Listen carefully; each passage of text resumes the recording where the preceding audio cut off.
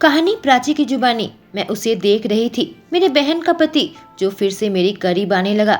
उसकी तीव्र दृष्टि से मैं एक कदम पीछे ली। मेरी नजरें उसके होठों पर थी, जो कि कुछ ही देर पहले मेरे होठों में थी। मुझे एहसास हुआ मेरे गाल गर्म होने लगे थे। उन होठों का स्वाद याद करने लगी। यह पहला मर्द है जिसने मुझे चूमा है, जिसके लिए मेरे दिल में बहुत पहले से चाहत थी। जब मैं कॉलेज में थी तब से अभिषेक को चाहती थी, पर मैं शर्मीली इंट्रोवर्ट लड़की थी। अपने दिल की बात कभी अभिषेक से या मेरी बहन से नहीं कर पाई थी। यहाँ तक कि जब कंपनी के डील के लिए मेरी माँ ने सोफिया और अभिषेक की शादी तय कर दी थी, उस शादी ने मुझे तोड़ कर रख दिया था और मैं उन दोनों से अपनी दूरी बना ली थी। पर 1 महीने पहले सोफी की मौत हो गई और मेरी माँ जबरदस्ती मेरी शादी अभिषेक से करवा दी। जब मैं अपनी जुड़वा बहन के गम से उभर नहीं पाई थी। बिजनेस डील के लिए मैं कुर्बान हो चुकी थी, लेकिन अभिषेक बार बार मेरे करीब आ जाता। जब शादी के बाद हम लंदन में हनीमून में आए थे और मुझे चूमने लगता। इस देवता से हैंडसम आदमी जो असल में एक डेविल है, मैं अपने जज्बात कैसे छुपाऊंगी। कल रात अभिषेक मेरे बेहद करीब आ गया था, मुझे चूमते हुए मेरे जिस्म में निशान बना दिए थे। जब मैंने कहा कि मुझे अपने दिल में जगह दे, वह पीछे हट गया था। अब भी मेरी मरी हुई बहन से प्यार करता है, लेकिन आज सुबह और फिर से अत्याचार करने वह मेरे करीब आने लगा। जब मैं बाथरूम में नहा रही थी और दरवाजा लॉक करना भूल गई थी, मैंने उसे पीछे धक्का दिया। कहा, क्या तुम्हें एहसास है मैं प्राची हूँ? वह बहन जो हमेशा शांत रहती है, शर्मीली है, जो देखने में बदसूरत है। तुम बदसूरत नहीं हो। तुम्हें देखकर मैं खुद पर से काबू खो बैठता हूँ और अपने आप को रोक नहीं पाता। यह सुनकर मेरे शर्म से गाल लाल हो गए। जब मैं बहुत अकेलापन महसूस करती थी तब भी कभी किसी मर्द के साथ डेट में नहीं गई, इसलिए ऐसा मैंने पहले कभी महसूस नहीं किया था। अभिषेक मुझे जैसे छूता है, मुझे चूमता है, वह जैसे कि मेरा मालिक हो, मेरे शरीर का हर एक इंच उसका हो। बहुत भद्र था, लेकिन बहुत पॉजिटिव और जुनूनी। वह मेरे बेहद करीब आकर रुक गया और मेरे गालों को अपने हाथ से सहलाने लगा। सुख से मैं सांस छोड़ी, आंखें बंद कर ली। मेरे होठों में एक हल्की सी मुस्कान थी। उसकी ऊष्मा और शरीर की खुशबू मेरे दिमाग के साथ खेलने लगी। मेरे पैरों के बीच में एक्साइटमेंट से गर्मी पैदा होने लगी। उसे खुद को महसूस करने दिया। इतने भद्र तरीके से मेरे गालों को चूमा। मुझे माफ करना, उसने कहा, जबकि मुझे देखकर उदासी भरी मुस्कान दे रहा था, जिससे मैं कंफ्यूज रह गई। मुझे उसका बर्ताव समझ में नहीं आया। अपनी भावनाएं मेरे सामने स्वीकार कर रहा था। मुझे नहीं पता था कि वह मुझे देखकर खुद को रोक नहीं पाता है, फिर भी वह इसे स्वीकार करके खुश क्यों नहीं है। मुझे महसूस हुआ कि वह मुझे इस हाल में नकार देगा जब मैं सिर्फ एक टॉवल में हूँ। यह बात दिमाग में आते ही मैं अपने कपड़ों के पास जाने लगी, लेकिन उसने मुझे रोका। जब मैं उसके पास से गुजर रही थी, उसने मेरा हाथ पकड़ लिया। अभिषेक प्लीज, मैं भीख मांगी, अपना हाथ छुड़ाने की कोशिश की। कल से बहुत कुछ चल रहा है। मैं उसकी नजरों से दूर जाना चाहती थी। उसकी ओर देखी तो उसने मेरे हाथ को पकड़कर हाथ के नीचे हल्का सा चूमा। क्या तुम्हें पता है मैं तुम्हें कितना चाहता हूँ प्राची?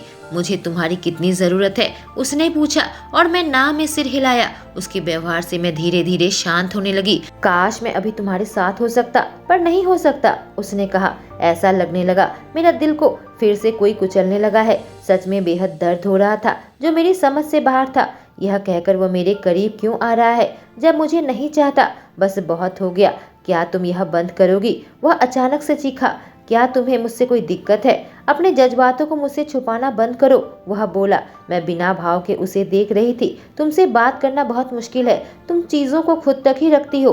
क्या चाहती हो? फिर से तुम्हें चूमूं और तुम्हारे मुंह से आवाज निकले? उसने धमकी दी और उसकी धमकी से मेरी आंखें बड़ी बड़ी हो गई। नहीं, मैं उस पर गुस्सा नहीं थी, बल्कि मेरे शरीर में कुछ एहसास होने लगे थे। मैं अंदर से जल रही थी। मुझे पागल बना रहा है इसके नरम गरम बर्ताव से। ठीक है, मैं कही, पहले मुझे कपड़े पहनने दो। वह पहले चौंक उठा, फिर नीचे देखने लगा। अभिषेक बिस्तर पर बैठकर मुझे देख रहा था। आंखों में उदासी थी। मैं उसके पास आकर बैठ गई। उसने सांस छोड़ी और कहा, क्या मैं तुम्हारे लिए एक डेविल हूँ? तुम्हें समझना चाहिए, मैं तुम्हारे साथ क्यों नहीं हो सकता? उसने कहा। मैंने पूछा, क्यों नहीं हो सकते? क्योंकि मैं टूटा हुआ हूँ। वह बिस्तर के नीचे बैठ गया। अपने घुटने मोड़ लिए, दोनों हाथों से अपने चेहरे को ढक लिया। मुझे नहीं पता मैं तुम्हारे लिए क्यों गिर रहा हूँ, जबकि मेरा दिल बुरी तरीके से जख्मी है तुम्हारी बहन की वजह से। मैं वहीं खड़ी खड़ी बिल्कुल सदमे में थी। आखिर किस चीज़ के लिए जख्मी है? मेरी बहन की मौत का कारण क्या है, या फिर उनके बीच में कुछ हुआ था? मेरी बहन का एक्सीडेंट हमेशा मेरे दिमाग में शक पैदा करता है। हंसती खेलती लड़की, कैसे उसका कार खाई में गिर गया? कार बुरी तरीके से जल गई थी, उसके शरीर को ठीक से पहचाना भी नहीं गया था। 1 मिनट, इसने क्या कहा? क्या तुम मेरे लिए गिर गए हो? मैं फुसफुसाई जब यह बात मेरे दिमाग में घुसा। क्या यह सपना है? मैं तुम्हें खुश कैसे रख सकता हूँ जब मेरा दिल खून के आंसू रो रहा है? जब तक मेरे जख्म भर नहीं जाते मैं तुम्हारा कैसे हो सकता हूँ? उसने कहा और मुझे एहसास हुआ किसी ने मेरे दिल को कुचल कर रख दिया है। मैं तुमसे प्यार करती हूँ, मैंने कहा। जब मुझे एहसास हुआ मैंने उसे प्यार करना कभी नहीं छोड़ा था, बस अपने दिल के किसी कोने में उसे दबा दिया था। जब उसकी शादी मेरी बहन से हो गई थी, झुककर उसके माथे को हल्का सा चुमा, मैं आंसुओं के बीच में मुस्कुराई और अपनी सूटकेस उठाकर सामान पैक करने लगी और वह मुझे देखता रह गया। 3 महीने बाद कहानी अभिषेक की जुबानी। जिंदगी एक अत्याचार ही है, यह उसका छोटा सा निष्कर्ष निकाला है मैंने। मैं सोचा जब मैं अपने ऑफिस में बैठा अपने बालों को खींच रहा था जैसे कि जड़ से ही निकाल दूं। मैंने अपनी जैकेट पहले ही उतार फेंकी थी, टाई को ढीली कर दी थी। मैं ऑफिस के डेस्क में बैठे कुछ जरूरी कागजात पढ़ रहा था जिसमें मेरे दस्तखत की जरूरत है। मैं उसे कम से कम 10 बार पढ़ चुका हूँ, फिर भी इसका एक भी शब्द मुझे याद नहीं। ऐसा लग रहा है मैं ध्यान नहीं दे पा रहा। कल रात बिल्कुल भी नहीं सो पाया था और जब सुबह उठते ही ऑफिस चला आया। ज़्यादातर रात मैं सो नहीं पाता, बस उन 2 जोड़ी शहद के रंग की आंखों की वजह से जो मेरा पीछा नहीं छोड़ती। उसके ही सपने देखता रहता हूँ कि सुबह उसके पास उठा और उसकी उंगली मेरे सीने में रेंग रही है। जैसे ही मैंने अपनी आंखें खोली, अपना सर उठाकर मेरे सीने में रखी और सीधे मुझे देखी, उसके नरम बाल मेरे सीने में गिरने लगा और मैं अपनी उंगलियां उसमें चलाया। मैं गरजने लगा जब मुझे एहसास हुआ कि आजकल मैं बस उसी के सपने देखता हूँ। लग नहीं रहा मैं आज कोई काम कर पाऊंगा। एक बार फिर से गरजने के बाद मैंने फाइल बंद कर दी। मुझे घर जाना चाहिए, मैं सोचा जब मैं अपने चेयर में टेक लगाकर आंखें बंद किया। कुछ देर बाद दरवाजे में दस्तक हुई। मुझे पता है मेरी सेक्रेटरी नहीं है, उसकी हिम्मत नहीं है अंदर आने की। जब तक मैं उसे ना बोलूं तो मैं अपनी आंखें बंद करके बैठा रहा। कोई मेरे बाल सहलाने लगा जिससे मेरी आंखें खुली। मेरी माँ मुझे बहुत प्यार से देख रही थी। मॉम, तुम यहाँ क्या कर रही हो? मैं अपना सर उठाया, सीधे बैठकर उनसे पूछा, मैं यहाँ तुम्हारे डैड से मिलने आई थी, सोचा तुमसे भी मिल लूँ। महीने हो गए हैं तुमसे नहीं मिली बेटा, वह बड़बड़ाई और चलती हुई मेरी उल्टी साइड में बैठ गई। हाँ, आजकल मैं बहुत बिजी चल रहा हूँ, मैं उन्हें जल्दी से बताया। हाँ, यह मैं देख सकती हूँ, उसने कहा जब वह मेरे टेबल पर बिखरे फाइलों को देख रही थी जो इधर उधर पड़े हुए थे। बहुत सारी फाइलों को तो मैं अब तक हाथ भी नहीं लगाया था। तुम्हारे पापा बता रहे थे कि तुम बिना रुके काम कर रहे हो जब से तुम अपने हनीमून से वापस आए हो। बेटा, तुम्हें अपने आप को इतना नहीं थकाना चाहिए, तुम बीमार पड़ जाओगे। मैं ठीक हूँ माँ, मैं जवाब दिया। बेटा, अब प्राची तुम्हारी पत्नी है, अब इस तरह से खुद को चोट पहुंचाना बंद करो। सोफिया चली गई है और अब तुम्हारा दिल प्राची के पास है। तुम पूरी जिंदगी अफसोस करोगे अगर तुमने अभी काम नहीं किया तो। मेरी माँ ने बात पूरी की। मुझे लगा आप उन लोगों से नफरत करती हैं। मैं काफी कड़वे तरीके से उनसे कहा, नहीं, मैं प्राची से नफरत नहीं करती। हाँ, सोफी तुम्हारे लिए परफेक्ट थी और प्राची चुप चुप रहने वाली लड़की है। पर मैं तुमसे एक बात पूछना चाहती हूँ, क्या तुम सच में सोफी से प्यार करते थे या फिर बस वह तुम्हारी पसंद थी? क्योंकि मैं तुम्हें कभी सोफी के आसपास खुश नहीं देखा और जब से तुम प्राची से दूरी बना लिए हो तुम यूं घुटे घुटे से रहने लगे, अपने आप को काम में डुबो लिया। खुद को देखो कितने उलझे हुए लग रहे हो। तुम्हें भी एहसास हो गया होगा। आखिरी बार तुम कब सोए थे अभिषेक? मेरी माँ ने पूछा और मैं जवाब नहीं दिया। मेरी माँ मुझे और सरदर्द देने लगी थी।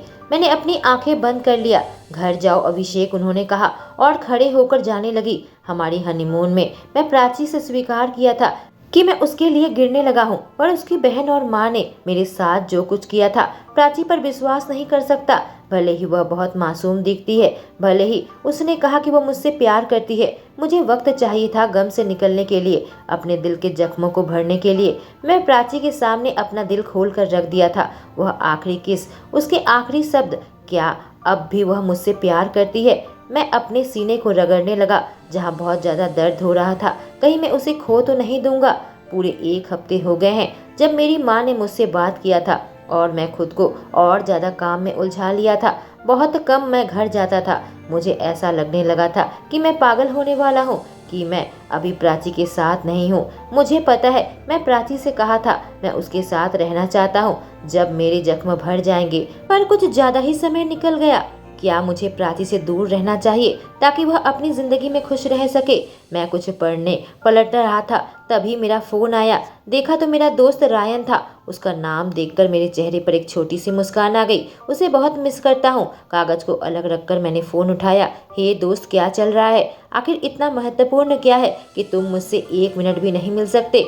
मुझे तुम्हारी फिक्र हो रही है अभिषेक, उसने पूछा। इससे पहले कि मैं कुछ बोल पाता, मैं फोन में मुस्कुराने लगा। रायन हमेशा बेसब्र इंसान है, जिंदगी से भरा हुआ है, अब भी नहीं बदला। मैं ठीक हूँ। लोगों को बंद करना चाहिए मुझे बच्चों की तरह ट्रीट करना, मैं झुंझलाहट के साथ कहा।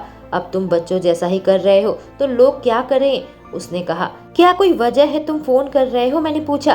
अगर नहीं है तो फोन रखो। मैं तैयार था फोन काटने को। रुको, फोन मत काटना, ऐसा किया तो तुम्हें अफसोस रहेगा। उसकी खाली धमकी सुनकर मैंने अपनी आंखें घुमाई। क्या बात है? मैंने पूछा। नीचे आ जाओ, उसने कहा। मैं चौंक उठा। क्या तुम इधर हो? फिर तुम मुझे कॉल क्यों कर रहे थे? मुझे सुनाई दिया, वह हंस रहा था। इससे पहले कि फोन काटता 2 राउंड के बाद मैं बातचीत शेयर करने के मूड में आ गया था। मैं उसे बहुत मिस करता हूँ, इतना कि मुझे दर्द होता है। जबकि कुछ ही महीने हुए हैं मेरी पहली पत्नी के मौत को। मैं उगलने लगा। हम लोग बार में थे जहाँ दिन के बीच में रायन आना चाहता था। यह जगह बिल्कुल खाली थी, बस एक आदमी कोने में बैठा हुआ था। क्या तुम सच में सोफी से प्यार करते थे? फिर से वही सवाल मेरे सामने आ गया। लोग मुझसे यही सवाल क्यों पूछते हैं? हाँ, मैं उससे प्यार करता था। हमारी शादी अरेंज मैरिज थी, पर वह बहुत अच्छी लड़की थी। मैंने समझाया। यह बहुत कमजोर तर्क है, कुछ साबित नहीं कर सकते, उसने कहा। मेरा मुंह खुला का खुला रह गया। उसने कहा, यह आकर्षण मात्र था, और मैं उसे सदमे से देखता रहा। मेरी पहली पत्नी खूबसूरत थी, बहुत सोशल थी, और यह क्या कह रहा है? मैं अपनी आंखें घुमाने लगा। देखो, तुम उसे जरूर प्यार करते थे, वह लड़की खूबसूरत थी, पर क्या तुम अपने हर दुख और सुख में उसे अपने पास चाहते थे? क्या वह तुम्हें शांत कर पाती थी जब तुम गुस्से में होते थे? क्या वह पहली शख्स थी जिसे तुम कोई खबर या अपनी सफलता शेयर करना चाहते थे? वह बड़बड़ा रहा था। मैं उसे देख रहा था, बिल्कुल खामोश। पर तुमने यह सारी चीज इतने सालों तक क्यों नहीं कहा? मैंने पूछा। अगर कहता तो तुम्हारी शादी खराब हो जाती। अब सोफिया नहीं रही, प्राची ही रह गई है, और मुझे लगता है तुम उसके प्यार में हो। उसकी आवाज फीकी पड़ने लगी। पर मेरी पत्नी सोफी कभी भी ऐसा नहीं चाहती कि मैं उसकी बहन के साथ किसी तरीके का रिश्ता रखूं। मैंने कहा, क्या सच में तुम्हें ऐसा लगता है? वह दोनों जुड़वा बहनें थी। क्या सोफी को पता नहीं होगा कि उसकी बहन के दिल में तुम्हारे लिए जज्बात थे? क्या उसने कभी यह ध्यान नहीं दिया होगा कि किस तरह तुम प्राची को देखा करते थे जब वह कमरे में सबके साथ होती थी? क्या? मैं अविश्वास के साथ पूछा। रायन मुझे देखा और आगे जारी रखा। हाँ, ऐसी बहुत सारी चीज थी जो सोफी अपने दोस्तों को बताती थी। क्या उसे दिखता नहीं था कि उसकी बहन खुश नहीं थी, सबसे अलग हो गई थी? उसने कहा, और मैं अंदर ही अंदर जलने लगा। मेरा दिल फिर से टूट गया था, और वह सारी यादें आने लगी थी जो आखिरी बार मेरे और सोफी के बीच में हुआ था। मेरे हाथ पैर कांपने लगे थे। जाने कितनी देर तक मैं वहीं पर बैठा रहा। जब रायन ने कहा, चलो चलते हैं, मुझे लगा कि मैं रोबोट हूँ, और उसके पीछे पीछे बाहर निकल गया। वह अपनी कार की चाबी ली और मुझे घर तक पहुँचा दिया। मैं सीधे अपने कमरे में आ गया, बिस्तर में लेट गया, और सब कुछ धुंधला नजर आने लगा था। सोफी के साथ वो आखिरी दर्द भरी यादें, प्राची का मासूम चेहरा। एहसास नहीं हुआ कब मेरी आंखें नम हो गई थी। मैं सोफी की चीज खंगालने लगा, और फिर मुझे उसकी वह डायरी मिली। प्रिय डायरी, 1 साल हो गए हैं मेरे और अभिषेक की अरेंज मैरिज को। हम दोनों को ज्यादा वक्त नहीं लगा था एक दूसरे के करीब आने में, लेकिन शादी से पहले ही मुझे ऐसा लगता था कि प्राची के दिल में अभिषेक के लिए जज्बात है। जब मैंने पूछा तो उसने इनकार कर दिया। कहा मैं अभिषेक को पसंद नहीं करती, कि उस पर विश्वास नहीं करती। पर जब भी प्राची और अभिषेक एक साथ होते हैं, एक बहुत ही अजीब माहौल रहता है। एक दूसरे से बातें नहीं करते, एक दूसरे के करीब नहीं जाते, तो दोनों ही घबराते हैं। क्या उनके दिल में एक दूसरे के प्रति जज्बात है? और मैं उनके बीच में आ गई। पर हम अपनी माँ के खिलाफ नहीं जा सकते थे, और प्राची मुझे कभी कुछ सच नहीं बताया। शादी के बाद वह मुझसे बहुत दूर हो गई। कहानी प्राची की जुबानी। 3 महीने से ज्यादा हो गए थे। अभिषेक से ना कुछ सुना ना उसे देखा। मेरा दिल सच में बहुत भारी था। हर एक दिन को खींचना मेरे लिए बहुत थका देने वाला था। मुझे नहीं पता मुझे अभिषेक का और इंतजार करना चाहिए या जिंदगी में आगे बढ़ जाना चाहिए। मुझे नफरत है कि अभिषेक मुझे रोक रखा है। आखिर उसके दिल में क्या है? मैं कंफ्यूज्ड हूँ। सांस छोड़ते हुए टपकती हुई बारिश की बूंदों को देखने लगी। ऑफिस की खिड़की के सामने बैठी हुई थी। एक आवाज आई। मुड़कर देखी तो डैनी मेरे सामने खड़ा था। हमारे ऑफिस का बहुत हैंडसम नौजवान है और यहाँ देखो मैं एक ऐसे आदमी के साथ फंसी हुई जो यह रिश्ता निभाना नहीं चाहता। डैनी ने मुझे अपने घर पर ड्रॉप कर दिया। अब मेरे पास कोई काम नहीं करने को, कोई आदमी नहीं जो मेरा साथ दे, कोई दोस्त नहीं है। बस मैं अकेली रह गई हूँ अपनी तन्हाई के साथ। मुझे अकेले रहकर अपना दिमाग साफ करना होगा और कोई फैसला लेना होगा। मैं अपने दिमाग में खो रही हूँ। शुक्र है मेरा फोन बजने लगा। डैनी का कॉल था। उसने पूछा तुम शनिवार को क्या कर रही हो? वीकेंड में मैं अकेली ही रह जाती हूँ अपने इस आलीशान बंगले में जो मेरी माँ ने शादी में मुझे गिफ्ट किया था। पिछले 3 महीने से मैं यहीं पर रह रही हूँ। जब से हनीमून से वापस आई मैं अभिषेक के घर पर नहीं गई। मेरी माँ को इस बात की खबर नहीं कि हम अलग अलग रहते हैं और मुझे नहीं लगता उनको फर्क भी पड़ता है। जब तक हम इस रिश्ते में हैं, मेहता इंडस्ट्रीज और कैसल ग्रुप के बीच में कॉन्ट्रैक्ट बना रहेगा। मैंने पूछा डैनी शनिवार को क्या है? उस दिन मेरा बर्थडे है। उसने जवाब दिया मैं अपने दोस्तों को क्लब में बुला रहा हूँ। मैं चाहता हूँ तुम भी आओ। मैं पार्टी की लड़की बिल्कुल भी नहीं हूँ, पर मैं इन सब से बाहर निकलना चाहती थी। मैं अभिषेक को बुलाना चाहती थी। ठीक है मैं आऊंगी, मैंने जवाब दिया और फोन रख दिया। कहानी अभिषेक की जुबानी। शराब की आखिरी घूंट पी रहा था और चेयर से उठकर खड़ा हुआ। अभी सोने का वक्त है। आज मैंने बस 2 ग्लास पी है, हमेशा से कम। इससे मैं ज्यादा मेहनत भी नहीं की। अपने पैरों में खड़ा हो गया। उम्मीद करने लगा कि मुझे आज थोड़ी नींद आएगी। मुझे खुशी होगी अगर वह दोनों शहद के रंग की आंखें आज रात मुझे बख्श दे। बहुत थका हुआ हूँ। कल बहुत जरूरी मीटिंग है और मुझे नींद चाहिए। अपने कमरे में आ गया। सोने ही जा रहा था, मेरा फोन रिंग होने लगा। एक अननोन नंबर था। फोन उठाया। हेलो। उधर से आवाज आई। हेलो मैं डैनी बोल रहा हूँ। क्या चाहते हो तुम? मैंने पूछा। प्राची, यह उसके बारे में है। उसने कहा 1 मिनट, तुम इतनी रात को कॉल करके मुझे उसके बारे में बताना चाहते हो? क्या उसे कुछ हो गया है? क्या वह ठीक है? मैं काफी चिंता के साथ पूछा। मुझे महसूस हुआ मेरा दिल बहुत तेजी से धड़क रहा था। मेरी हथेली में पसीना आने लगे थे। मैं पैनिक करने लगा। आदमी कितना वक्त लगा रहा है जवाब देने में? तुम्हें क्या लगता है? उसने आखिरकार फुफकारा, जिससे मैं गुस्से में आ गया। देखो मेरे साथ मजाक मत करो, बता उसे क्या हुआ है? मैं चिल्लाया। अपना धैर्य खो रहा था। मेरे दिमाग में जंगली ख्याल आने लगे थे। फिक्र मत करो, वह ठीक है। वह बहुत मजबूत लड़की है। मैंने तुम्हें कॉल किया है खुशखबरी देने के लिए, डैनी ने कहा। कैसी खुशखबरी? मैं सदमे के साथ पूछा। प्राची बहुत जल्दी तुमसे आजाद हो जाएगी। वह कुछ महीने से डेट कर रही है, इसलिए मैं तुम्हें कॉल किया था यह जानने के लिए कि उसकी अंगूठी का क्या साइज है। वह चहका। अचानक से मेरे सीने में दर्द उठने लगा जो बर्दाश्त से बाहर था। मेरा शरीर सुन्न पड़ने लगा। क्या वह मेरी पत्नी है? मैं चिल्लाया। उधर से डैनी हंसने लगा। पर वह दुखी है, तुम्हारे साथ अलग रहती है। वह अपनी जिंदगी की नई शुरुआत करना चाहती है। मैंने गुस्से से उसका फोन काट दिया। मुझे यकीन नहीं आ रहा था वो इतनी जल्दी कैसे मूव ऑन कर सकती है। अपनी आंखें बंद कर ली और उसकी तस्वीर मेरे आंखों के सामने तैरने लगा। मुझे प्राची की तस्वीर दिखा रहा था। यकीन नहीं आ रहा था उसे कोई और मर्द अंगूठी पहना रहा है और उसे चूम रहा है, उसे अपने हाथों से छू रहा है। यह सोचकर ही मैं कमजोर पड़ने लगा। मुझे याद है शादी वाले दिन वह कितनी खूबसूरत लग रही थी कि शादी के बाद मैं पूरे 1 मिनट तक उसे चूमा था। नहीं, मैं चिल्लाया। मैं बर्दाश्त नहीं कर सकता कि उसे कोई और मर्द छुए। मैं बर्दाश्त नहीं कर सकता कि वह किसी और आदमी के बच्चे की माँ बने। ऐसा कैसे कर सकती है? क्या मैं उसे हमेशा के लिए खो दूंगा? चीख कर उठ बैठा। उसे खोने का दर्द मैं बर्दाश्त नहीं कर सकता। मैं सच में खुद को बहुत मजबूर पाया। मुझे सोफी की डायरी की याद आई। दोबारा से उसे खोला और पढ़ने लगा। डियर डायरी, मैं किस्मत वाली हूँ जो अभिषेक जैसा पति मिला है। मेरी इतनी केयर करता है, मुझसे प्यार करता है। फिर मुझे ऐसा क्यों महसूस होता है वो मेरे साथ खुश नहीं है? 2 साल हो गए हैं हमारी शादी को। हमें करीब आ जाना चाहिए था, पर हमारे बच्चे भी नहीं है। क्यों जब प्राची हमारे साथ रहती है अभिषेक की नजर उस पर ही रहती है? क्या मैं उसके लिए नहीं बनी? डियर डायरी, 2.5 साल हो गए हैं मेरी शादी को, पर प्राची किसी के साथ डेट करने को तैयार नहीं। कहती है वो बिजी है और मर्दों के पीछे टाइम खराब नहीं करना चाहती। मैं सोचती रहती हूँ क्या वह अभिषेक से प्यार करती है। डियर डायरी, क्या मैं सच में दो दिलों के बीच में आ गई हूँ? अनजाने में उन्हें दूर कर दिया, पर मेरी शादी मेरी माँ का फैसला था। लेकिन फिर मैं किसी से मिली, मैं एक आदमी से मिली जो मुझे दिखाया कि सच्चा प्यार क्या होता है, सच में खुश रहना क्या होता है। मुझे अपराध बोध होता है, पर मैं खुद को बहुत खाली महसूस करती हूँ। तब मुझे एहसास हुआ जो मेरे और अभिषेक के बीच में है वह बस अट्रैक्शन मात्र है। क्या मैं इस शादी से निकल पाऊंगी? मेरी और अभिषेक के बीच में कंपनी की डील हुई है। क्या मैं जिंदगी में कभी खुश हो पाऊंगी? अब मैं क्या करूं? मैं डायरी बंद कर दी और जोर जोर से सांस लेने लगा। फिर मैं कांपने लगा था। मेरे दिल में लगे जख्म और गहरे हो गए थे।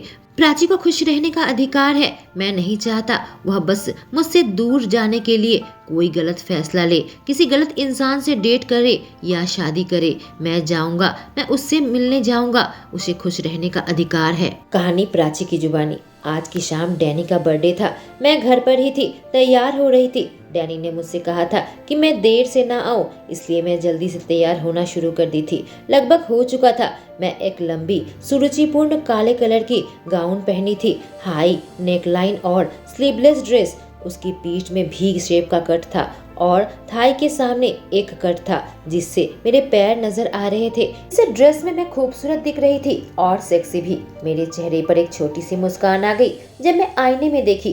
कम से कम इससे मेरा खराब मूड ठीक हुआ।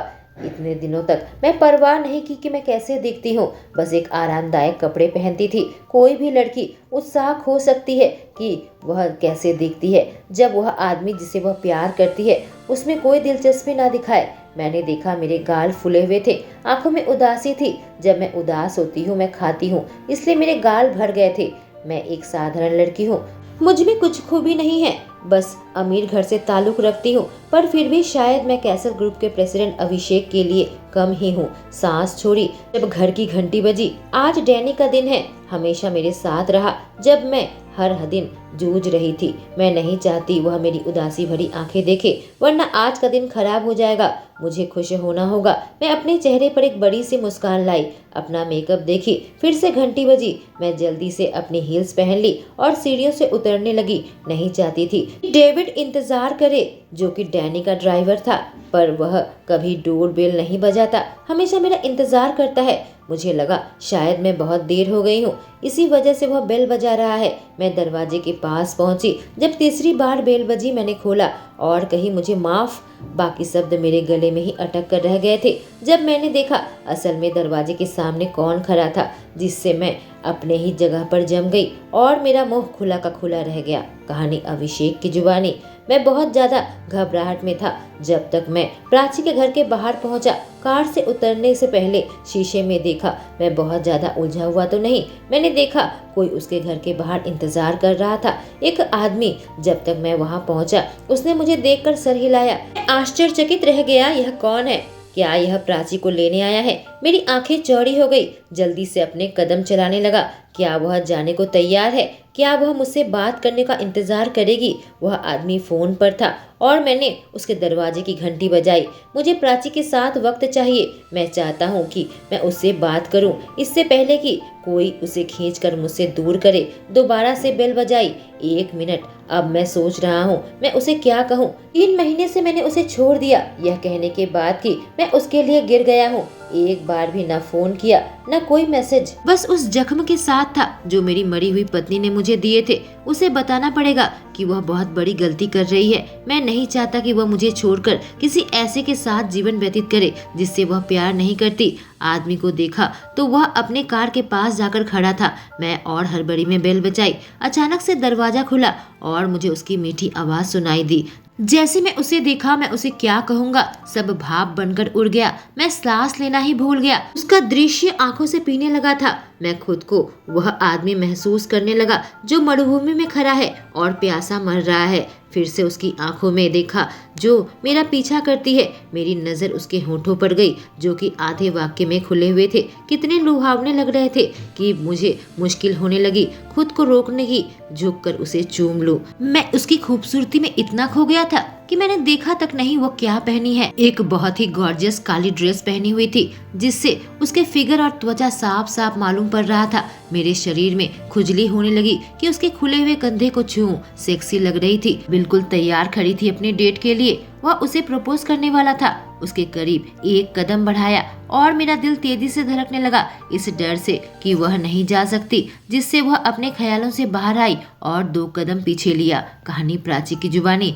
अभिषेक, तुम यहाँ क्या कर रहे हो? मैंने उससे पूछा। जब मैं अपने सपने की दुनिया से बाहर आई, वह मेरे 1 कदम करीब आया, इसलिए मैं पीछे हट गई। मैं नहीं चाहती वह मुझे छुए, क्योंकि हम दोनों जानते हैं क्या होगा अगर हमने एक दूसरे को छुआ तो। मैं कहकर वह चुप हो गया। अभिषेक, मुझे माफ करना, हम अभी बात नहीं कर सकते, मुझे कहीं जाना है, मुझे देर हो रही है। मैं बहुत प्यार से उससे कहा। मुझे बुरा लग रहा था, मेरे पास और कोई रास्ता नहीं। मैंने उसकी आंखों में देखा जो मुझसे भीख मांग रही थी। प्लीज मत जाओ, वह भीख मांगा, जिससे मैं सदमे में आ गई। तभी डेविड, डैनी का ड्राइवर, हमारे पास आ गया। कहा, मेरे पास एक सुझाव है, क्यों ना आप दोनों ही साथ चलें। वैसे प्राची, हमें देर हो रही है, आप मिस्टर अभिषेक के साथ ही हमें ज्वाइन करें। आखिरकार हम उसकी गाड़ी में बैठ गए थे। घबराहट हुई थी। क्या तुम ठीक हो?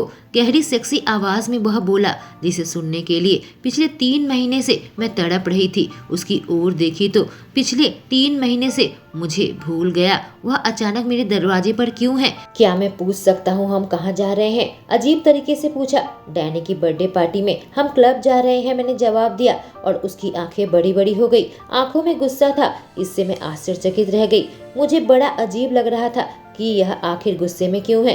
अंदर ही अंदर घबराने लगी थी। जैसे ही कार रुकी, अभिषेक बाहर उतरा और मेरा हाथ पकड़कर मेरी मदद की।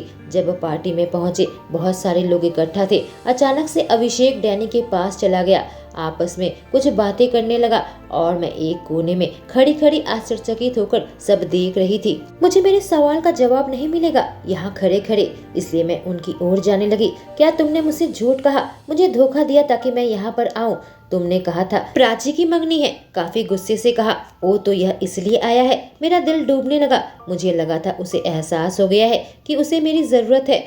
पूरे 3 महीने हो गए हैं, तुम और कितना इंतजार उसे करवाओगे? तुम उसके पास आने को खुद तैयार नहीं थे, इसलिए मैंने तुम्हें यह कहा। इसमें बड़ी बात क्या है? डैनी उसे वापस से कहा। तुम यहाँ पर क्यों आए हो? मैं अभिषेक से पूछी। मेरी आवाज ऐसे बाहर आई जैसे कि मैं दर्द में हूँ। वह मुड़कर मेरी ओर देखा और उसकी आंखें बड़ी बड़ी हो गई, जिससे मेरा शक सही निकला। मैं अपने आंसुओं को पलक से झटक कर हटा दिया। उसके सामने रोना नहीं चाहती थी। डैनी की ओर देखकर पूछी, तो तुमने यह चाल चली ताकि यह आए? तभी एक लड़का उसे केक कटिंग के लिए बुलाया। डैनी ने कहा, तुम दोनों आपस में यह समस्या सुलझा लो और उसके बाद पार्टी एंजॉय करना। और फिर उस लड़के के साथ चला गया। मैं मुड़ गई। अभिषेक से बात नहीं करना चाहती थी। मैं भागने की कोशिश की, पर एक हाथ मेरे कंधे में आया और मुझे अपने शरीर के पास जोर से खींचा। मेरे शरीर ने तुरंत प्रतिक्रिया की और वह जलने लगा, बिदक कर कराहने लगी। मेरे शरीर उसमें पिघलने लगा, पर जो दर्द मेरे दिल में महसूस कर रही थी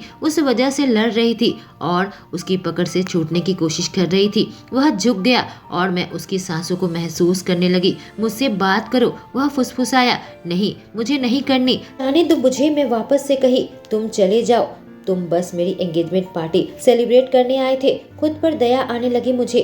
तुम सोच रही हो मैं यहाँ सेलिब्रेट करने आया हूँ? वह पूछा और मुझे अपनी ओर घुमा लिया। फिक्र मत करो, जो मैं सच में एंगेजमेंट करूंगी तो तुम्हें जरूर खबर दूंगी। मैं गरजने के अंदाज में कही। तो अभी जाओ यहाँ से, तुम किसी और से एंगेजमेंट कर रही हो। कब? कौन है तुम्हारे दिमाग में? उसने सवालों की बौछार की और मुझे चुनौती देने लगा, पर मैं पीछे हटने को तैयार नहीं थी। उसे चोट पहुंचाना चाहती थी। हाँ, मैं करना चाहती हूँ। है कोई हैंडसम सा लड़का मेरी जिंदगी में? मैंने कहा और देखा। उसकी आंखों में दर्द था, जिससे मुझे संतुष्टि मिलने लगी। मैं भी चाहती हूँ कोई मुझे चाहे। मैं जारी रखा। मैं जानना चाहती हूँ कैसा महसूस होता है जब कोई मर्द आपके प्यार में गिरता है। अपना मुंह बंद करो। मुझे अपने और करीब खींच लिया और मेरे होठों पर अपने होंठ रख दिए। पहले तो मैं सदमे में थी, लेकिन फिर उस किस के साथ बहने लगी। उसका किस काफी उग्र और जुनूनी था, जैसे मुझे सजा देना चाहता हो। वह मेरे निचले होठों को चूस रहा था। से मेरी सिसकी निकली। इसका फायदा उठाकर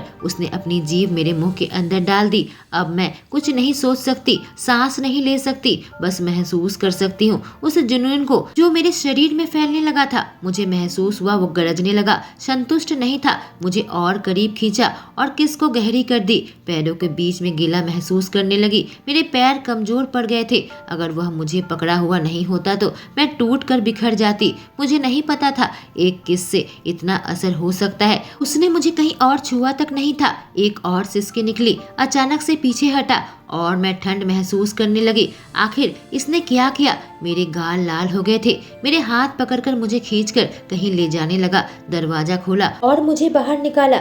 एक गार्डन में बैठे थे। क्या हो गया था तुम्हें? क्या तुम्हें लगता है कोई मर्द तुम्हें ऐसा महसूस करा सकता है? क्या किसी मर्द के स्पर्श से तुम ऐसे कांप सकती हो? एक किस से ऐसे पिघल सकती हो? कोई तुमसे ऐसा प्यार नहीं कर सकता जैसे कि मैं करता हूँ, वह फुसफुसाया जब अपनी उंगली मेरे गालों में चला रहा था। घमंडी कहीं का। मैंने उसका हाथ दूर कर दिया। तुम्हें क्यों लगता है मैं दोबारा किसी से प्यार नहीं कर सकती जब तुमने मुझे ठुकरा दिया? मैंने उससे कहा। क्या तुम भूल गई जो मैंने 3 महीने पहले तुमसे कहा था? अभी 5 मिनट पहले मैं खुद पर से काबू खो रहा था और तुम्हें उसी जगह ले लेता।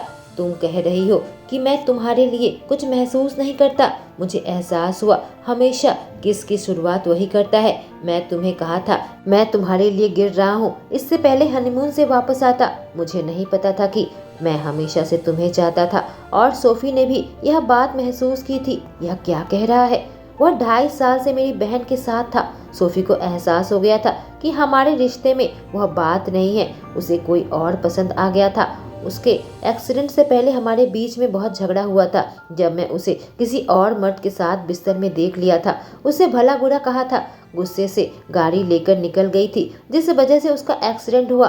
मुझे धोखा मिला था जो मैं किसी से कह नहीं सकता था। मेरा दिल जख्मी था। मैं उससे बेहद प्यार करता था, ऐसा ही मैं सोचता था जब तक तुमसे शादी नहीं हुई। इसलिए मैं वक्त चाहता था। मैं खुद को दोषी मानता हूँ सोफी की मौत का, जबकि उसकी कार की टक्कर ट्रक से हुई थी। शायद हमारा झगड़ा ना होता तो वह बाहर जाती ही नहीं। वह बिल्कुल टूटा हुआ सा लग रहा था जब मुझे यह सब कुछ बता रहा था। यह था वो खोया हुआ टुकड़ा, वह रहस्य। मेरे दिल में आस थी कि कहीं मेरी बहन जिंदा हो। सोफी 6 महीने पहले मेरे साथ चीट कर रही थी। यह उसकी डायरी से पता चला। अभिषेक ने बताया उससे प्यार करती थी पर परेशान थी क्योंकि तुम्हारी माँ उसे नई जिंदगी की शुरुआत करने नहीं देती, वह कहा। और मैं चुपचाप वहाँ पर बैठी हुई थी। मैं तुमसे पागलों की तरह प्यार करता हूँ प्राची। खा नहीं सकता, काम नहीं कर सकता, नहीं सोच सकता, यहाँ तक कि मैं सीधे सीधे सोच नहीं सकता। सोच सकता हूँ तो बस तुम्हारे बारे में ही सपना देखता हूँ। मुझे पागल बना रही हो और तुम मुझे अनदेखा कर रही हो